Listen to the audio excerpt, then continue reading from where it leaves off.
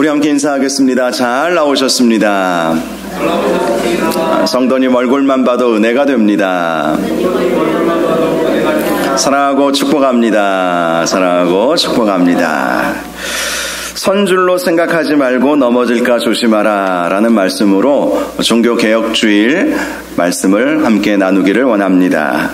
오늘은 506번째 맞이하는 종교개혁주일입니다. 종교개혁일은 1517년 10월 31일에 그 유명한 마틴 루터가 비텐베르그 대학에 95개조 반박문을 붙이면서 이날을 우리가 기념하고 있지요.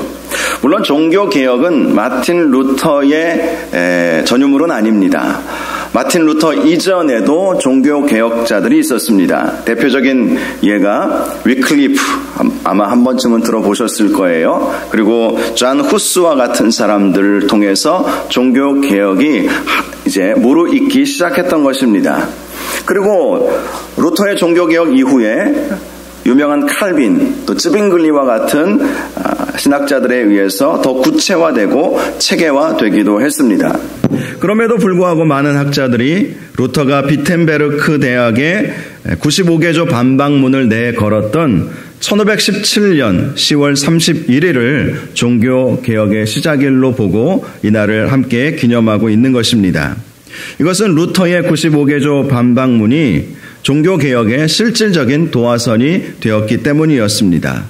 95개조 반박문의 핵심은 교회의 개혁, 신앙의 개혁이라고 할 수 있습니다. 바로 우리 개신교회는 그러한 개혁의 바탕 위에 세워진 것입니다. 그래서 우리 교회는 끊임없이 개혁하는 교회가 되어야 하는 것이죠. 끊임없이 개혁하는 교회.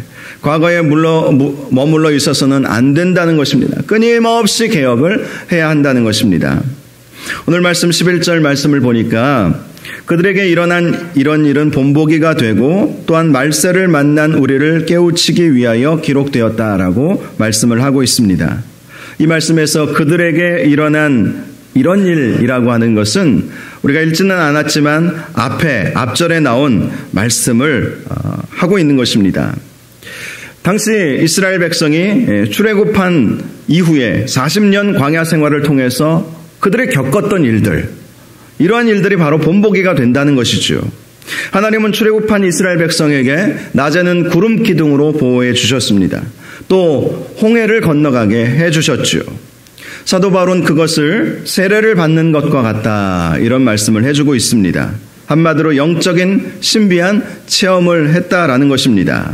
또한 그들은 광야에서 신령한 음식인 만나를 먹었고 하나님께서 바위 틈에서 솟아나오게 하신 신령한 음료, 즉 그 물이 그냥 음료가 아니라 하나님께서 역사하여 주셔서 이루어내신 그 음료, 그것을 신령한 음료로 표현을 한 것입니다. 바로 그 신령한 음료를 마시게 되었다라는 것이죠. 그러나 그러한 출애굽 1세대들은 하나님의 놀라우신 그러한 은혜를 체험했음에도 불구하고 결국은 광야에서 멸망받았다라는 것입니다. 그것이 본보기라는 것이지요. 이 출애굽 1세대들이 왜 광야에서 멸망을 받을 수밖에 없었는가? 홍해를 건너는 기적을 경험했고 낮에는 구름 기둥으로 밤에는 불 기둥으로 하나님께서 지키시고 보호하시는 놀라운 기적을 경험했고 또 만나를 계속해서 공급받았고 메추라기를 하나님께서 보내주시고 광야 40년 동안 그들은 의복이 헤어지지 아니하고 신발이 닳지 않는 하나님의 정말 적극적인 보호하심을 그들은 경험했음에도 불구하고 왜 출애굽 1세대들은 가나안 땅에 들어가지 못했느냐 하는 것이죠. 아시겠지만 출애굽 1세대들은 가나안 땅에 들어가지 못했습니다. 출애굽할 때 20세 미만의 아이들, 또 광야에서 태어난 아이들만 가나안 땅에 들어갔죠. 여호수아와 갈렙을 제외하고는 출애굽 1세대들은 다 광야에서 죽을 수밖에 없었다는 것입니다. 말씀을 쭉 살펴보니까 하나님께서 제시하신 몇 가지 이유들이 나와 있습니다. 광야 40년 동안 그들은 우상숭배의 죄에 빠졌다라는 것입니다. 우상숭배가 무엇입니까? 하나님보다 더 귀하게 여기는 것이 있다면 그것은 우상숭배이지요. 그 우상 숭배의 문제 때문에 그들은 결국은 가나안 땅에 들어갈 수 없게 되었다는 것입니다. 두 번째로 음행의 죄에 대해서 말씀하고 있습니다. 음란, 음행, 이러한 죄로 인해서 하나님께서는 그들을 광야에서 망하게 하셨다는 것이죠. 또 하나님을 시험했습니다. 하나님을 원망했습니다. 이것이 이들에게 있어서 큰 원인이 되었다라는 것이죠. 광야 생활에서 죽을 수밖에 없고 가나안 땅에 들어가지 못하게 된 원인이 된 것이 하나님을 시험하고 하나님을 원망한 죄 때문이었다라고 말씀을 하고 있는 것입니다. 그래서 12절을 보면 사도 바울이 이렇게 말씀합니다. 그런즉 선줄로 생각하는 자는 넘어질까 조심하라. 여러분, 종교개혁이라고 하는 것, 신앙의 개혁, 교회 개혁이라고 하는 것은 항상 선줄로 생각할 때에 우리가 조심해야 하기 때문에 늘 개혁을 외치는 것입니다. 선줄로 생각하는 자는 항상 넘어질 수 있음을 조심하라라는 것입니다. 서다라는 단어는 헬라어로 헤스타나이라고 하는 단어를 씁니다. 이 단어의 의미는 흠없고 온전하다, 이런 의미를 가지고 있습니다. 스스로 나는 이 정도면 괜찮겠지, 이 정도면 신앙생활 잘하고 있겠지 라고 생각하는 것 자체가 선줄로 생각하는 것이다. 흠이 없는, 어느 정도 완성되어 가고 있는 믿음 생활을 하고 있다, 나처럼만 하면 된다, 이렇게 생각하는 것이 선줄로 생각하는 것입니다. 그러나 그런 자들을 향해서 하나님은 말씀하시죠. 넘어질까 조심하라 라는 것입니다. 얼마든지 우리는 넘어질 수 있기 때문입니다. 특별히 우리가 이렇게 개혁을 외쳐야 하는 이유는 넘어질 수 있기 때문에 계속해서 끊임없이 개혁을 외칠 수밖에 없는 것입니다. 오늘 말씀을 통해서 종교개혁기념주의를 맞이해서 우리가 어떤 삶의 모습으로 개혁해야 할 것인가에 대해서 함께 말씀의 은혜를 나누려고 합니다. 특별히 우리가 개혁해야 하는 이유는 첫 번째로 우리가 신앙생활을 오래 하다 보면 타성에 젖을 때가 많이 있기 때문입니다. 이것을 학문적으로 형식주의, 제도화된다, 이렇게 표현을 합니다. 형식에 빠져버리는 것이죠. 제도에 머물러 버리는 것입니다. 실제로 많은 교회 학자들이 역사상 나타난 수많은 교회들을 연구해 본 결과 교회에 생명주기가 있음을 밝혀냈습니다. 생명주기. 교회가 등장해서 열심히 주님의 나라와 주님의 일을 감당하다가 쇠퇴하는 그런 주기가 있다라는 것이지요. 대략 30년 정도로 그렇게 평균적으로 계산을 했습니다. 물론 그보다 훨씬 더 길 수도 있고 훨씬 더 짧을 수도 있겠죠. 평균적으로 30년을 그렇게 계산을 해내었습니다. 그렇습니다. 교회가 끊임없이 개혁하지 아니하면 이 평균적으로 교회는 일어났다가 다시 사그러 버려진다라는 것이죠. 교회가 끊임없이 개혁하지 아니하면, 즉 스스로 선줄로 알게 되면 언제든지 넘어질 수도 있다는 것입니다. 그래서 우리는 항상 타성에 젖어서는 안 되고 끊임없이 개혁을 추구해야 하는 것입니다. 유럽을 여행해 보신 분들은 아시겠지만 과거 그토록 유명했던 유럽의 교회들 대부분은 성도들이 몇 사람 남아있지 않아요. 그것도 맨 앞자리에 노인들만 몇몇 앉아있는 경우가 많이 있습니다. 어떤 경우에는 건물이 너무 화려하고 좋았기 때문에 관광객들의 관광 장소로만, 구경거리로만 전락한 교회도 있습니다. 성도가 얼마 남지 않아서 교회 건물조차도 운영하기가 어려워서 레스토랑으로, 음악회나 연극을 보여주는 공연장으로, 심지어는 술집으로 팔리는 경우도 허다합니다. 왜 그런 일들이 벌어지겠습니까? 타성에 젖어버렸기 때문이죠. 신앙생활은 형식적으로 변하고 이전의 뜨거운 열정은 사라져버렸기 때문에 그런 결과가 나타날 수밖에 없었다는 것이죠. 한국 교회도 예외가 아니죠. 지난 코로나 기간의 특수성을 감안하더라도 현재 한국 교회는 새롭게 개척되는 교회들보다 폐쇄되는 교회가 훨씬 더 많다고 해요. 대형 교회는요, 계속 부흥합니다. 대형 교회는 계속 부흥하는데 한국 교회 교인 수는 감소해요. 그렇다면 100명 미만의 작은 교회는 더 어려워진다는 것이죠. 다 평균적으로 한국교회 성도 숫자는 감소하는데 대형교회는 다 부흥하고 있거든요. 얼마 전에 큰 대형교회 담임 목사님께서 다른 목사님들과의 대화 속에서 그러한 현상에 대해서 굉장히 미안해 하시더라고요. 미안하시면 좀 개척도 좀 부목사들 많이 시켜주시지, 또 그거는 안 하시면서 또 미안은 또 되게 하신가 봐요. 뭐 얼마든지 우리가 인정할 수 있고 이해할 수 있는 일입니다. 여러분, 왜 그렇게 한국교회에 여러 가지 어려움들이 벌어지게 되었을까요? 그것은 교회가 어떤 곳인지 잘 모르기 때문에 나타나는 현상입니다.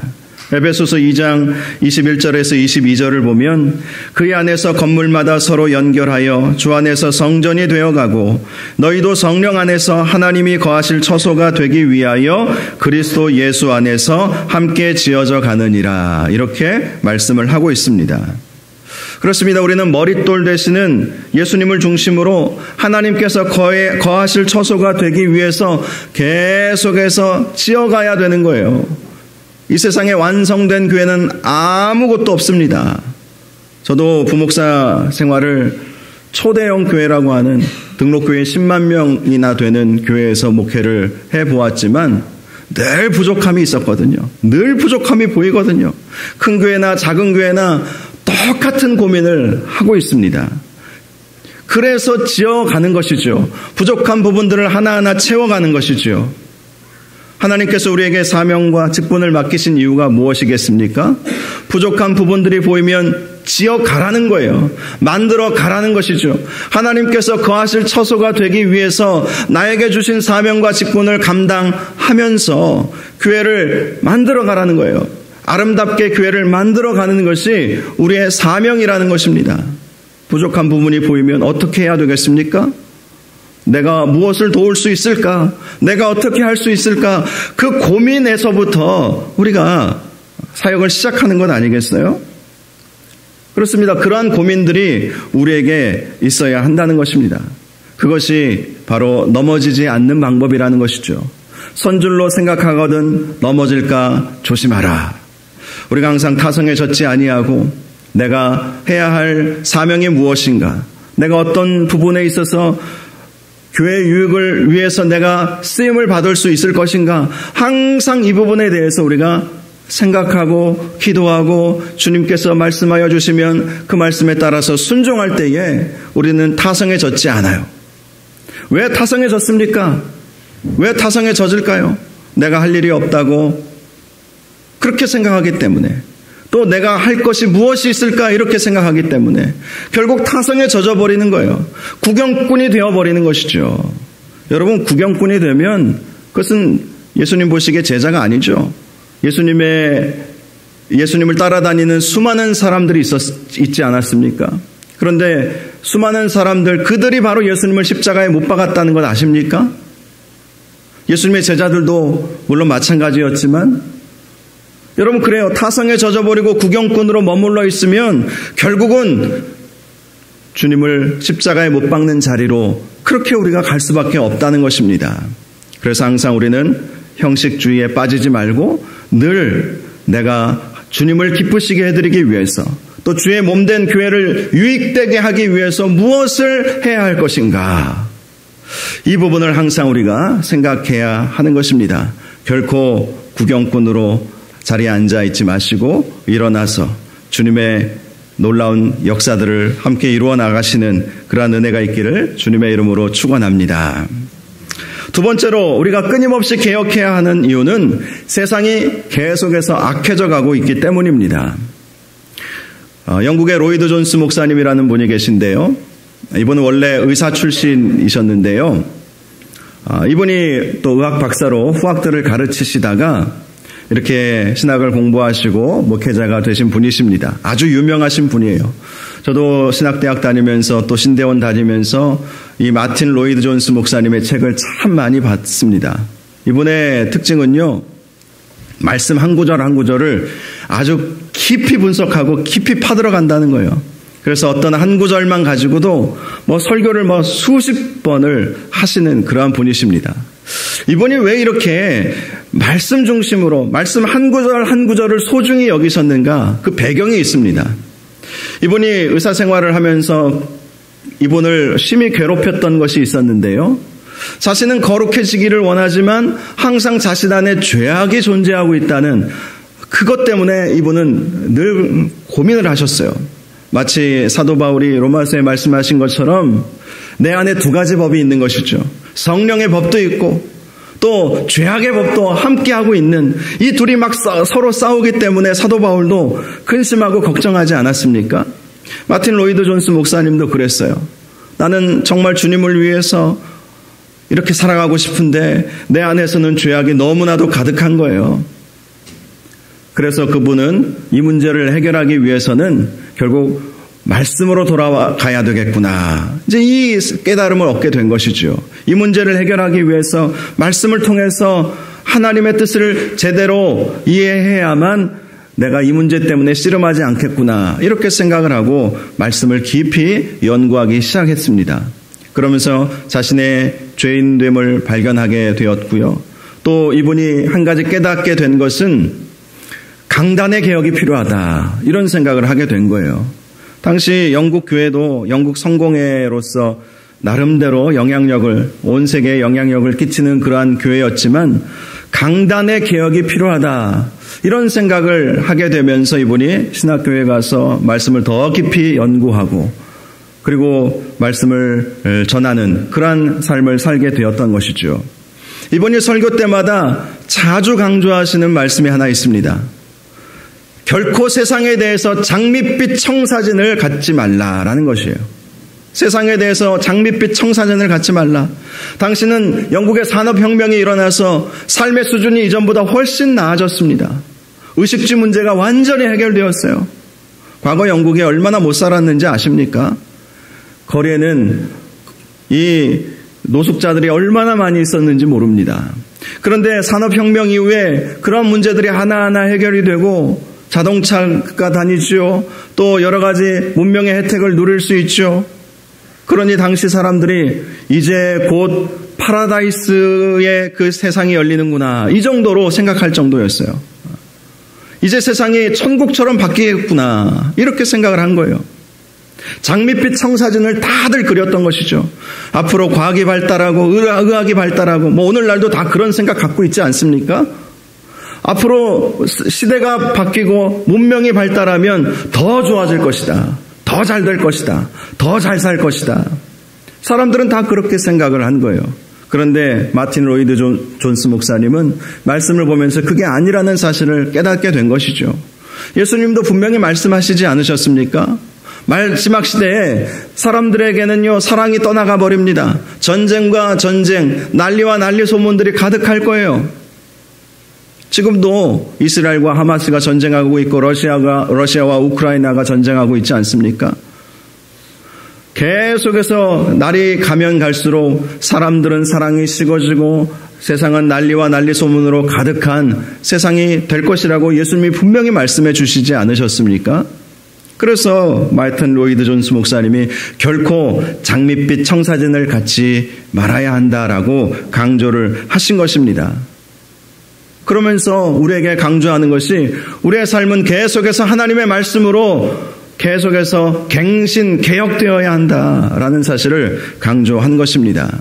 그렇습니다. 우리가 계속해서 개혁해야 할 이유는 세상이 날로 악해져 가고 있고 우리는 알게 모르게 그 악한 세상에 젖어서 악을 악으로 깨닫지 못할 수도 있기 때문에 날마다 우리 자신을 점검해야 될 필요가 있는 거예요.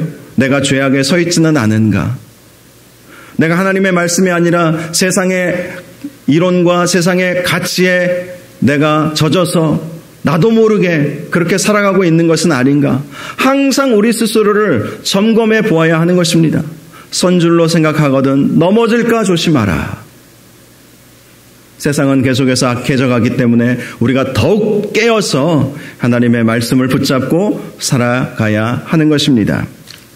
마지막 세 번째로 우리가 항상 개혁해야 하는 이유는 우리가 살아가는 이 세상이 너무나도 빠르게 변화하고 있기 때문입니다. 과거 우리의 기독교는 항상 세상을 선도해 왔다는 평가를 받았습니다. 교회의 주일학교가 세워진 그것은 당시 미국 사회에 교육받지 못하는 아이들이 많았기 때문에 교회에서라도 가르치자라고 해서 주일학교가 세워졌다고 합니다. 우리나라의 경우에도 서구 선교사들에 의해서 학교가 세워지고 병원이 세워지고 많은 기관과 단체들이 세워짐으로 한국교회 발전에 많은 도움을 주었죠. 특별히 현대사회는 변화가 극심합니다. 유행이 너무나도 빠르게 지나가고 있습니다. 사람들의 생각도 이전과는 빠르게 달라지고 있습니다. 그래서 우리는 이렇게 빠르게 변화하는 세상에 뒤처지지 않기 위해서라도 끊임없이 개혁을 해야 하는 것입니다. 물론 변화하는 세상에 불변하는 복음을 전해야 한다는 진리만은 우리가 분명하죠. 아무리 세상이 변해도 복음의 진리만큼은 우리가 변할 수 없는 것입니다. 그러나 중요한 것은 복음을 담는 그릇이 바뀌어야 한다는 것이죠. 예수님도 세수를 새 부대에 담아야 된다. 그렇지 않으면 헌 부대가 다 터져버리고 만다. 이런 말씀을 하시지 않으셨습니까? 이 말씀의 의미가 무엇이겠습니까? 변하는 세상에 불변하는 복음을 담기 위해서는 부대를 바꿔야 된다는 거예요. 새 부대로 바꿔야 된다는 거예요. 오늘날 우리 교회가 하고 있는 대부분의 사역은 종교 개혁자들의 유산이라고 할 수 있습니다. 말씀을 묵상하고 말씀을 공부하고 이런 것은 중세시대에는 전혀 생각해 볼 수 없는 일이었어요. 왜냐하면 성경을 라틴어로만 읽게 했으니까. 라틴어는 고대 로마 언어입니다. 고대 로마 언어로만 성경을 읽게 했으니 일반 사람들이 어떻게 성경을 읽겠어요? 그래서 종교개혁자들이 했던 가장 주된 사역 중에 하나는 자신의 나라 언어로 성경을 번역하는 것이었습니다. 루터도 독일어로 성경을 번역했고요. 또 킹 제임스 버전이라고 영국 여왕도 자신의 이름으로 킹 제임스 버전, 이 영어 성경을 이렇게 번역한 것이었죠. 중세시대에는 말씀을 공부하고 말씀을 읽고 묵상하고 말씀 가지고 공부하는 일을 전혀 할 수가 없었던 것이죠. 그런데 종교개혁 이후에 각 나라 언어로 성경이 번역됨으로 인해서 우리가 그 말씀을 친히 우리가 스스로 읽고 묵상하고 또 말씀을 공부할 수 있도록 된 것 아니겠습니까? 오늘날 우리의 예배 형식도 종교개혁자들의 개혁의 산물입니다. 중세 종교개혁자들은 이 중세교회의 의식적이고 제의적인 예배 형식을 거부하고 온 성도들이 함께 동참하는 그러한 예배 형식으로 바꿔나간 것이죠. 전도도 마찬가지입니다. 중세시대에는 전도할 수 없었어요. 왜 전도를 안 했느냐 하면 태어나면서 기독교인이기 때문에 그런 거예요. 태어나면서. 그러니 전도의 필요성을 느끼지 못했습니다. 그런데 종교개혁자들은 태어나면서 교인이 되는 것이 아니라는 거예요. 회개하고 회심할 때에 개인적으로 예수 그리스도를 영접할 때에 그때 예수 믿는 사람이 된다라고 말씀에 나와 있기 때문에 주 예수를 믿으라 그리하면 너와 네 집이 구원을 얻으리라 말씀하셨기 때문에 그 말씀대로 태어나면서부터 자동적으로 교인이 되는 것이 아니라는 것을 강조했기 때문에 전도했던 것이죠. 예수 그리스도를 통해서 참된 믿음을 갖도록 회개에 이르도록 마치 세례 요한이 회개하라 천국이 가까이 왔느니라 라고 선포했던 것처럼 그렇게 선포하면서 전도를 했던 것입니다. 그런데요, 이 종교개혁 시대를 시대 구분에 의하면 근대 시대라고 표현을 할 수가 있을 것입니다. 오늘날에는 이 근대 시대가 넘어서 현대 시대로 접어들었고 또 현대를 넘어서 많은 분들이 포스트 모던 현대 이후의 시대다 이렇게 표현하고 있지 않습니까? 교회는요 현대 시대로 넘어오면서 또 다른 개혁을 일으켰습니다. 즉 종교개혁 시대보다도 현대 시대의 개혁을 일으켰던 것들이 있는데요. 그 대표적인 것이 소그룹 운동과 평신도 운동이라고 할 수 있죠. 소그룹 운동과 평신도 운동은 많은 교회학자들이 제2의 종교개혁이라고 부르고 있을 정도로 획기적인 것이었습니다. 종교개혁 시대에도 사제의 그 권한이 가장 핵심적이었어요. 목회자가 모든 교회를 이끌어 나갔던 것이지요. 그런데 현대로 넘어오면서부터 목회자만이 아니라 모든 평신도 성도들이 함께 교회 사역에 동참하게 되고 또 소그룹을 중심으로 평신도 지도자들이 리더가 되어서 소그룹 사역들이 활발하게 일어나게 되지 않았습니까? 그것이 현대 교회의 특징이라고 할 수 있죠. 이러한 종교개혁은 마치 초대교회 시절로 돌아가는 것과도 같았습니다.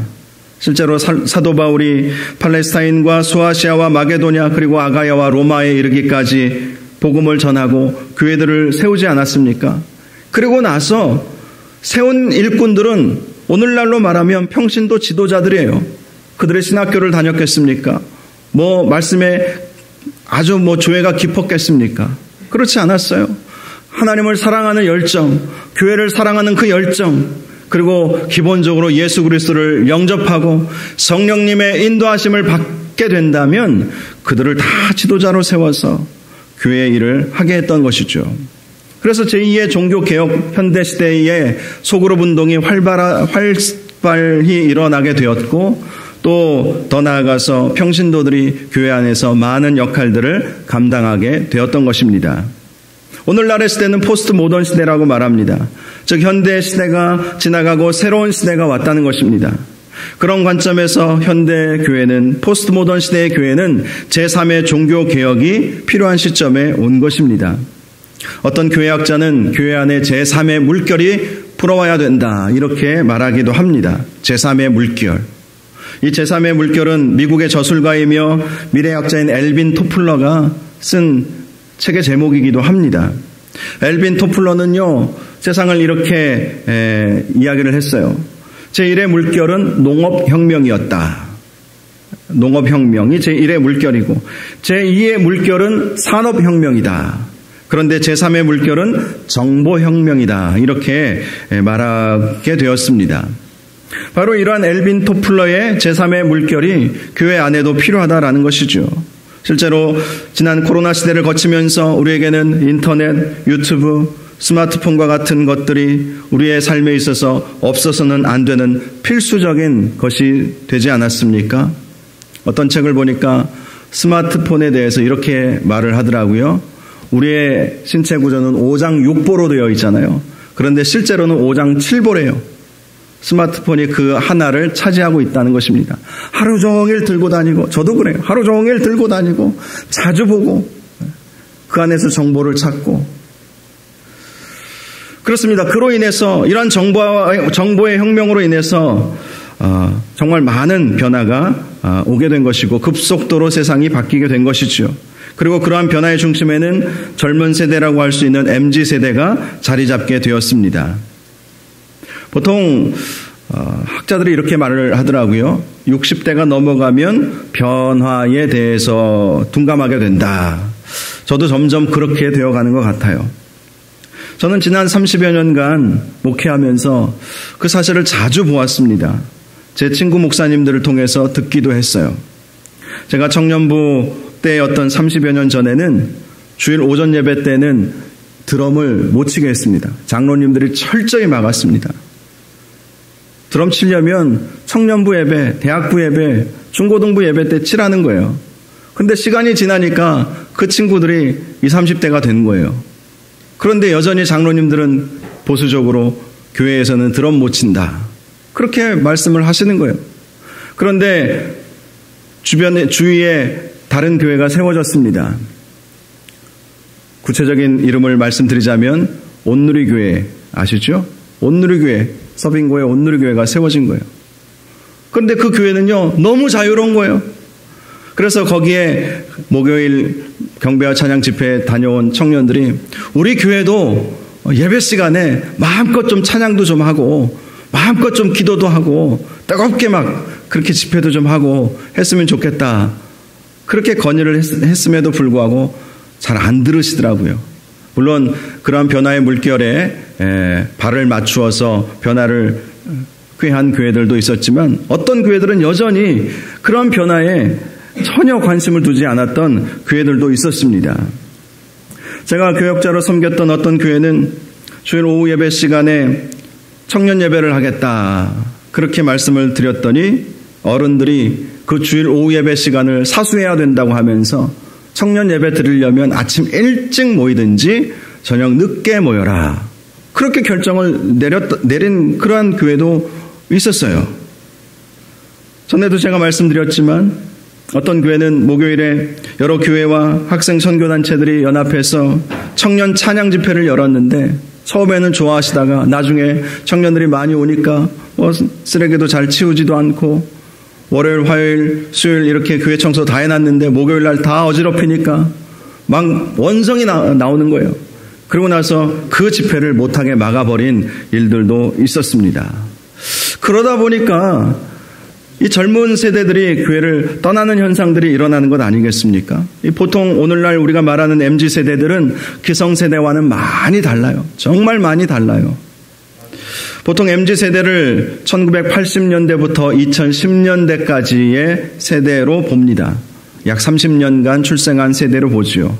이들은 태어나면서 컴퓨터와 인터넷을 경험한 세대이고 스마트폰을 적극적으로 활용하고 있는 세대입니다.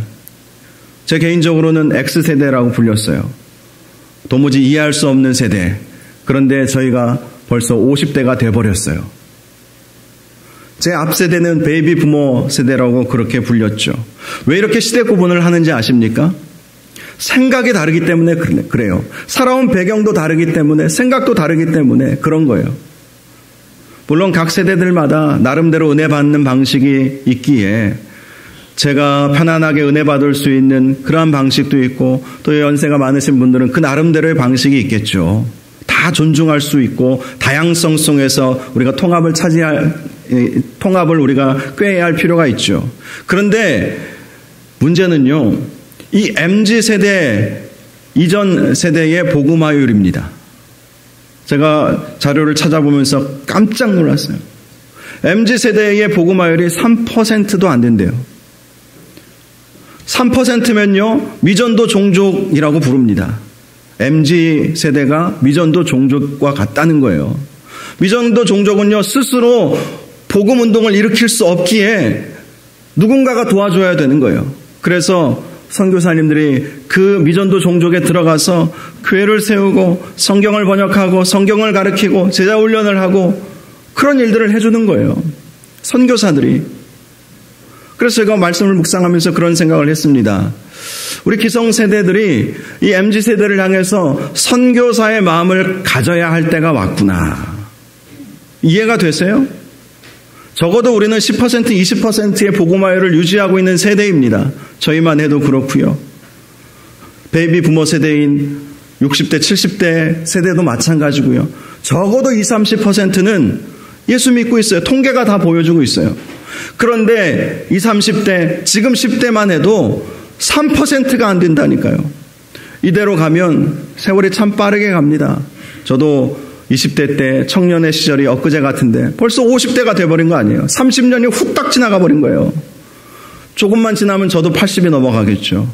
또 이 자리에 앉아 계신 여러분들은 천국에 가신 분들도 계시지 않겠습니까? 그런데 지금 10대, 20대, 30대가 30년 후면 50대, 60대가 돼요. 교회의 중추적인 역할을 감당하고 교회를 지켜내야 할 세대가 3%도 안 된다는 것은 이건 큰 심각한 문제이지 않겠어요? 그래서 우리는 끊임없이 개혁해야 되는 것입니다. 교회가 과거에 그러한 구습을 다 웬만하면 우리가 어떤 부분에 있어서 조금 더 우리가 타성에 젖지 않고 죄악된 세상에 젖지 않고 그렇게 우리가 신앙생활을 할 수 있을까? 항상 우리 자신을 끊임없이 개혁해 나가는 것이 우리에게 필요하다라는 것입니다. 그렇습니다. 우리가 살아가는 이 시대는 만만치 않은 시대입니다.